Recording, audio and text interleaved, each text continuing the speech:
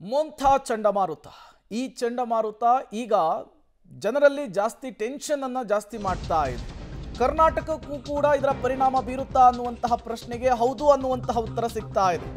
ಕರ್ನಾಟಕದಲ್ಲಿ ಇವತ್ತಿನಿಂದ 2 ದಿನಗಳ ಕಾಲ ಮಳೆಯಾಗುವಂತಹ ಸಾಧ್ಯತೆ ಇದೆ. ಬೀದರ್, ಯಾದಗಿರಿ, ವಿಜಯಪುರ, ಕಲಬುರಗಿ ಭಾಗದಲ್ಲಿ ಧಾರಾಕಾರ ಮಳೆಯಾಗುತ್ತೆ. ಭಾರೀ ಮಳೆಯ ಮುನ್ಸೂಚನೆ, ಯೆಲ್ಲೋ ಅಲರ್ಟ್ ಅನ್ನು ಘೋಷಣೆ ಮಾಡಿದೆ ಹವಾಮಾನ ಇಲಾಖೆ. ಬೆಂಗಳೂರಿನಲ್ಲಿ 2 ದಿನ ಮೋಡ ಕವಿದ ವಾತಾವರಣ. ಕರ್ನಾಟಕದ ಕರಾವಳಿ ಭಾಗದಲ್ಲಿ ಸಾಧಾರಣ ಮಳೆಯಾಗುವಂತಹ ಚಾನ್ಸಸ್ ಇದೆ ಅಂತ ಹವಾಮಾನ ಇಲಾಖೆ ಹೇಳ್ತಾ ಇದೆ. ಕಾರಣ ಮೊಂಥಾ ಚಂಡಮಾರುತದ ಎಫೆಕ್ಟ್ ಕರ್ನಾಟಕದ ಮೇಲೂ ಕೂಡ ಇದೆ. ಕರಾವಳಿ ಪ್ರದೇಶದಲ್ಲಿ ಸಾಧಾರಣ ಮಳೆಯಾದರೆ ರಾಜ್ಯದ ಹಲವು ಜಿಲ್ಲೆಗಳಲ್ಲಿ ಧಾರಾಕಾರ ಮಳೆಯಾಗುವಂತಹ ಸಾಧ್ಯತೆ ಇದೆ ಅಂಥೇಳಿ ಹವಾಮಾನ ಇಲಾಖೆ ಈಗ ಎಚ್ಚರಿಕೆಯನ್ನು ಕೊಟ್ಟಿರುವಂಥದ್ದು. ಆಂಧ್ರ ಪ್ರದೇಶಕ್ಕೆ ಬಂದು ಈ ಚಂಡಮಾರುತ ಅಪ್ಪಳಿಸುತ್ತೆ. ಇದರ ಪರಿಣಾಮ ದಕ್ಷಿಣ ಭಾರತದ ಬಹುತೇಕ ರಾಜ್ಯಗಳ ಮೇಲೆ ಬೀರುತ್ತೆ. ಕರ್ನಾಟಕದಲ್ಲೂ ಕೂಡ ಗಾಳಿ ಮಳೆಯ ಸಾಧ್ಯತೆಯನ್ನು ಹವಾಮಾನ ಇಲಾಖೆ ಪ್ರಿಡಿಕ್ಟ್ ಮಾಡಿದೆ.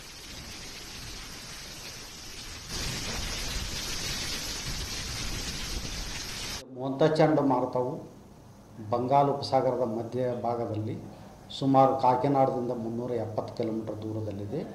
ಇದು ಇವತ್ತು ಅಕ್ಟೋಬರ್ 28ರಂದು ಸಾಯಂಕಾಲ ಮತ್ತು ರಾತ್ರಿ ವೇಳೆಯ ಸಮಯದಲ್ಲಿ ಕಾಕಿನಾಡದ ಕರಾವಳಿ ಪ್ರದೇಶವನ್ನು ದಾಟುವ ಹೆಚ್ಚಿನ ಸಾಧ್ಯತೆ ಇದೆ.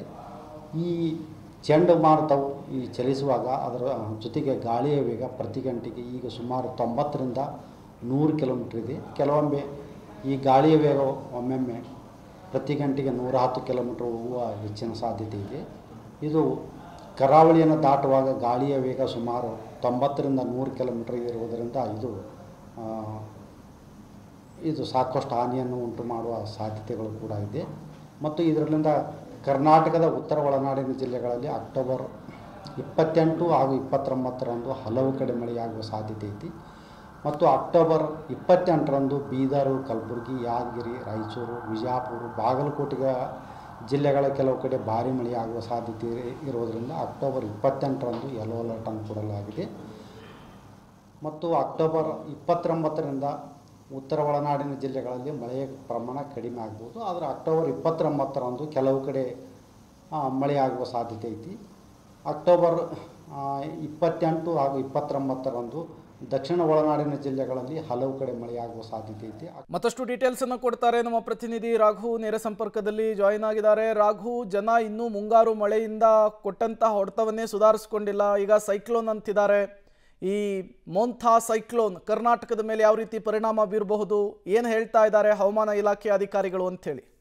ಪ್ರೇಮ, ಇವತ್ತು ಸಂಜೆ ವೇಳೆಗೆ ಅಥವಾ ರಾತ್ರಿ ವೇಳೆಗೆ ಆಂಧ್ರ ಪ್ರದೇಶ ಜೊತೆಗೆ ಒಡಿಶಾ ಹಾಗೆ ತೆಲಂಗಾಣ ಕರಾವಳಿ ಭಾಗಕ್ಕೆ ದೊಡ್ಡ ಪ್ರಮಾಣದಲ್ಲಿ ಮೊಂಥಾ ಚಂಡಮಾರುತ ಬಂದು ಅಪ್ಪಳಿಸುತ್ತೆ ಅನ್ನುವಂಥ ಸೂಚನೆಗಳನ್ನ ಕೊಟ್ಟಿದ್ರು. ಅದರಂತೆ ಅದರ ಎಫೆಕ್ಟ್ ಏನಿದೆ ಅದು ರಾಜ್ಯದ ಮೇಲೂ ಕೂಡ ಕೆಲವೊಂದು ಜಿಲ್ಲೆಗಳ ಮೇಲೆ ಪ್ರಭಾವವನ್ನು ಬೀರ್ಬೋದು ಅನ್ನುವಂಥ ಲೆಕ್ಕಾಚಾರಗಳು ಇರುವಂಥದ್ದು. ಪ್ರಮುಖವಾಗಿ ಉತ್ತರ ಒಳನಾಡು ಭಾಗದಲ್ಲಿರುವಂತಹ ವಿಜಯಪುರ, ಅದೇ ರೀತಿ ಯಾದಗಿರಿ, ಕಲಬುರಗಿ ಈ ಭಾಗದಲ್ಲಿ ಒಂದಷ್ಟು ಜೋರಾದಂಥ ಮಳೆ ಪ್ರಮಾಣ ಹೆಚ್ಚಾಗಿರುತ್ತೆ. ಅದೇ ರೀತಿ ಕರಾವಳಿ ಪ್ರದೇಶದಲ್ಲಿ ಸಾಧಾರಣ ಮಳೆ ಆಗ್ಬೋದು ಅನ್ನುವಂಥ ಲೆಕ್ಕಾಚಾರಗಳಿದೆ. ಬಟ್ ಆದರೆ ದಕ್ಷಿಣ ಒಳನಾಡಿಗೆ ಅಂತ ದೊಡ್ಡ ಪ್ರಮಾಣದ ಎಫೆಕ್ಟ್ ಇರೋದಿಲ್ಲ. ಬಟ್ ಆದರೆ ಸಾಧಾರಣವಾದಂಥ ಮಳೆ ಆಗ್ಬೋದು. ಜೊತೆಗೆ 1-2-3 ದಿನಗಳ ಕಾಲ ಮೋಡ ಕವಿದಂಥ ವಾತಾವರಣಗಳಿರುತ್ತೆ. ಸೊ ಚಳಿ ಕೂಡ ಹೆಚ್ಚಾಗುವಂಥ ಸಾಧ್ಯತೆ ಇದೆ.